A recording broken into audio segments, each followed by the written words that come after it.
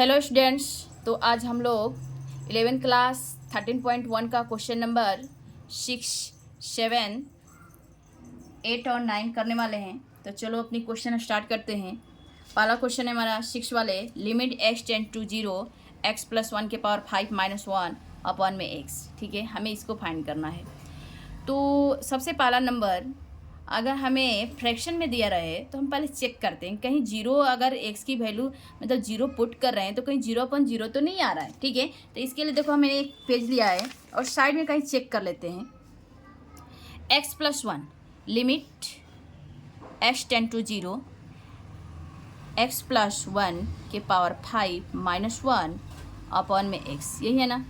यहाँ पुट करो तो देखो, जीरो पुट करेंगे तो 1 के पावर 5 तो मतलब क्या आएगा, 1 आएगा, माइनस 1 अपॉन में कितना हो जाएगा, 0। तो देखो 0/0 आ गया। मतलब हम इस तरह से इसको सॉल्व नहीं कर सकते, मतलब जीरो यहाँ पुट नहीं करते, मतलब कुछ ना कुछ यहाँ हमें शॉर्ट शंका का उपयोग करना पड़ेगा। तो चलो देखते हैं, कुछ करते हैं इसको यहाँ। तो एक काम किया जाए, यहाँ पे जो हमारे पास से एक फार्मूला है a के पावर n, x के पावर n माइनस a के पावर n अपॉन में x माइनस a, वो फार्मूला का थोड़ा यूज किया जाए। लेकिन हमें यहाँ और यहाँ तो सेम होना चाहिए, लेकिन यहाँ हमारा x प्लस 1 है, यहाँ सिंगल x है, मतलब यहाँ भी कुछ इस तरह से होना चाहिए। तो एक काम करते हैं, इसको ले लेते हैं y मान लेते हैं। क्या मान लेते हैं, y। Let x plus 1 equal to y। क्या हो जाएगा, x plus 1 equal to y ले लेते हैं। ठीक है, अब यहाँ से क्या कर सकते हैं, देखो तो x plus 1 equal to y, तो यहाँ x को रहने देते हैं और ये हो जाएगा y माइनस 1, मतलब x की जगह हम y माइनस 1 पुट कर सकते हैं।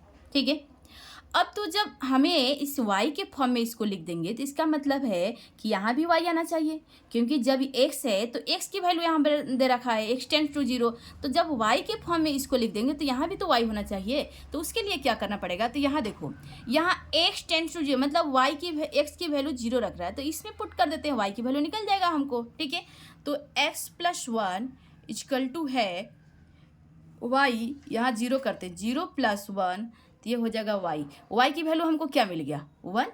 y की वैल्यू क्या मिल गया, 1। मतलब यहाँ हमें क्या लेना होगा, y टेंड्स टू 1 लेना होगा। तो चलो उसमें पुट करते हैं, यानी अब लेंगे लिमिट y टेंड्स टू 1, और ये x प्लस 1 के जगह क्या लिखिए, x प्लस 1 के जगह हम लिखेंगे y।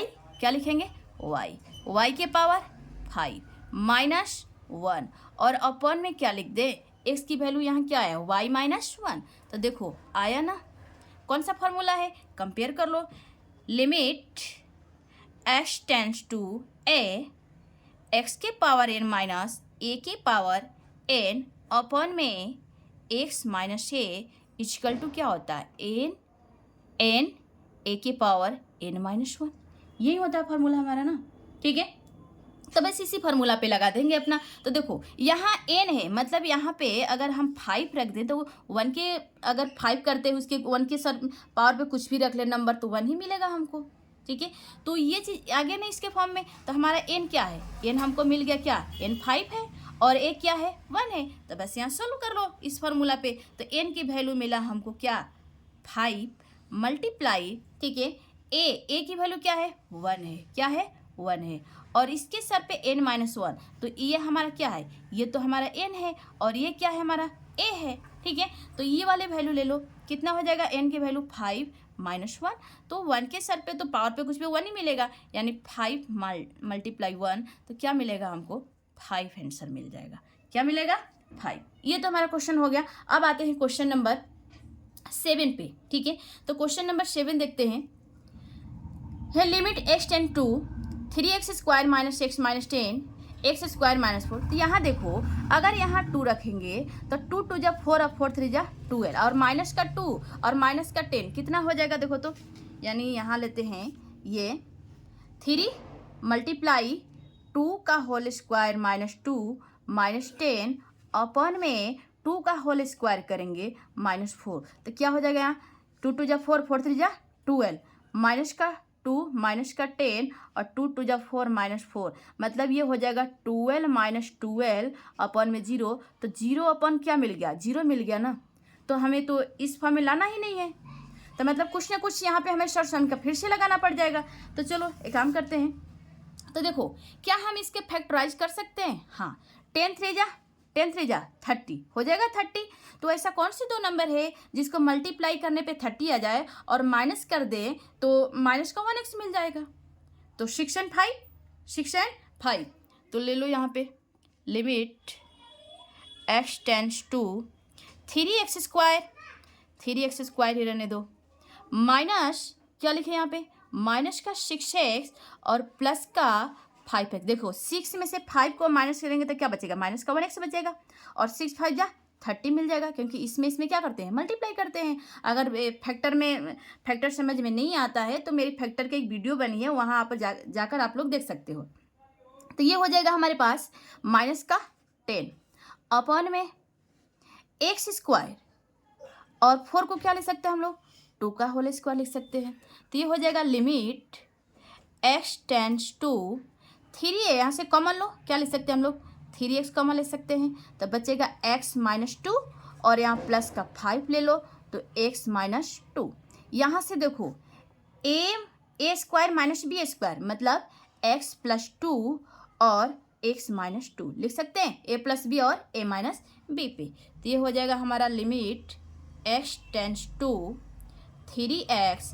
अब ये देखो दोनों सेम है, तो 3x प्लस 5 पहले लिख लो, और ये दोनों में से एक वैल्यू को केवल लिख लो x माइनस 2 अपन में x प्लस 2 और x माइनस 2, यहाँ से ख़त्म कर लो तो हमारे पास बचा क्या, बच गया हमारे पास limit x tends to 3x plus का 5 अपन में x प्लस 2। तो देखो अब अगर हम 2 रखते हैं 2 2 तो क्या हो जाएगा, हमारा 4 हो जाएगा, और यहाँ भी कर रखेंगे तो माइनस में तो है नहीं कि 0 आ जाएगा, 0.0 तो मेरा आएगा ही नहीं, मतलब वैल्यू हम यहाँ रख सकते हैं। तो लिख लो 3 मल्टीप्लाई 2 प्लस का 5 अपन में 2 प्लस 2, ठीक है।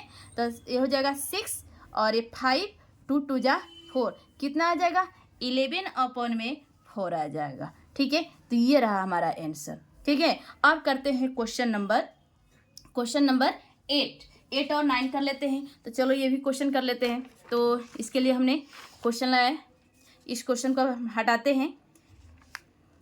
अब हमारा ये क्वेश्चन है, तो ये है limit x tends to 3 x⁴ minus 81 दिए। यहाँ भी देखो, यहाँ भी चेक कर सकते हो कहीं 0.0 तो नहीं आ रहा है। तो यहाँ देखो अगर 3 के पावर पे रखेंगे 4 तो 81 आ जाएगा, 81 माइनस 81, और यहाँ कर ले 3 3 जा 9 9 2 जा 18, और ये हो जाएगा 5 3 जा 15 माइनस का 3, तो 81 माइनस 81 अपॉन में 18 माइनस 18, तो ये भी 0 यानी 0/0, मतलब हम इस वैल्यू को पुट यहाँ नहीं कर सकते हैं, ठीक है। तो कुछ ना कुछ यहाँ अपन को करना पड़ेगा। तो चलो यहाँ भी देखो वहीं a² माइनस b² फार्मूला, और यहाँ भी फैक्टराइज आ गया हम अपन का, तो फैक्टराइज कर लेते हैं। यहाँ पे ऊपर वाले वैल्यू को हम क्या लिख सकते हैं, देखो लिमिट x टेंड्स टू 3 और क्या x⁴ को x² का होल स्क्वायर माइनस, और इसको 9 का होल स्क्वायर लिख सकते हैं क्या, बिल्कुल लिख सकते हैं। अपॉन में इसको फैक्टराइज करो, देखो 3 2 जा 6, मल्टीप्लाई करने पे 6 आना चाहिए, और माइनस करने पे कितना आना चाहिए, माइनस का 5 आना चाहिए। तो ये काम करो, क्या हमें 6 और 1 को ले लें, तो 6 में से 1 को माइनस करें तो क्या बचेगा, 5 बचेगा, और मल्टीप्लाई करेंगे तो क्या आ जाएगा, 6 आ जाएगा, ठीक है। मैं फिर से बोल रही हूँ कि अगर फैक्टराइज आप लोग को नहीं आती है तो फैक्टराइज के मैं वीडियो डाल रखी हूँ, वहाँ जाकर आप लोग देख सकते हैं। तो यहाँ से देखो कितना हो जाएगा, 2x², देखो यहाँ पे माइनस है, मतलब हमारे पास 6 है, बड़ी नंबर जो 6 है तो उसके आगे माइनस रखेंगे, माइनस का 6x और प्लस का 1x रख लो, माइनस का 3, ठीक है। अब करो लिमिट x टेंड्स टू 3, अब a² माइनस b² मतलब क्या लिखेंगे, x² प्लस 9, देखो यहाँ x² मतलब a की वैल्यू x², इसके सर पे स्क्वायर लगा हुआ है इसलिए इसको a मान रहे हैं, और फिर क्या हो जाएगा x² माइनस 9 अपॉन में यहाँ से कॉमन लो, कॉमन लेने पे क्या हो जाएगा 2x, और यहाँ हो जाएगा x माइनस 3 और यहाँ प्लस का 1 ले लो, क्योंकि अब तो हमारा कुछ है नहीं लेने के लिए, 1 है हमारे पास, तो x माइनस 3। ठीक है, अब यहाँ से कर लो limit x tends to 3 x square plus 9। अब बताओ क्या एक्स स्क्वायर 3 का स्क्वायर लिख सकते हैं 9 को? 3 के 3 दीजिए 9, यहाँ से देखो ए स्क्वायर माइनस बी स्क्वायर फिर से बन गया हमारा, और इसको लिख लो 2x प्लस 1 और x माइनस 3। ठीक है, तो हो जाएगा limit x tends to 3 x square plus का 9, एक्स स्क्वायर प्लस का 9, और इसको क्या लिख सकते हैं x प्लस 3 और x माइनस 3। ठीक है, फिर कर लो यहाँ पे, तो 2x प्लस 1 और ये कितना हो जाएगा x माइनस 3। यहाँ से इसको कट लो, कट गया, तो हमारे पास बचा क्या? अब यहाँ कर लेते हैं, तो बचा हमारे पास limit x tends to 3 x square plus 9 x square plus 9 और x प्लस 3 और अपॉन में क्या बचा 2x प्लस 1।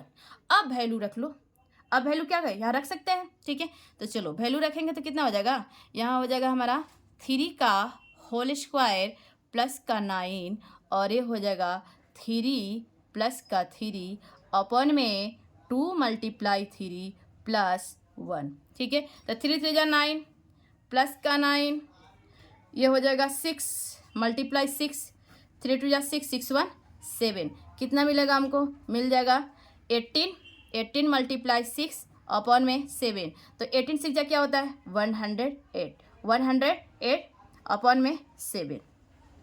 ठीक है, तो ये हमारा क्वेश्चन नंबर 8 कंप्लीट हुआ। अब क्वेश्चन नंबर 9 है, तो चलो क्वेश्चन नंबर 9 को भी अपन रख के देखते हैं, कहीं 0.0 तो नहीं आ रहा है। तो देखो ये रखेंगे तो 0 हो जाएगा ये, लेकिन उसके अलावा हमारे पास क्या बचेगा, b अपॉन में 1 बच जाएगा, मतलब 0.0 यहाँ वैल्यू नहीं आ रहा है, मतलब डायरेक्टली यहाँ पुट कर सकते हैं। तो पुट कर लो, कितना हो जाएगा a multiply 0 plus b upon में c मल्टीप्लाई 0 प्लस का 1, तो ये हो जाएगा 0 प्लस b और 0 प्लस 1, तो क्या मिलेगा हमको b अपॉन में 1, तो b आ जाएगा, क्या आएगा b। तो आज हम लोग ने क्वेश्चन नंबर 6 7 8 और 9 कंप्लीट कर लिए।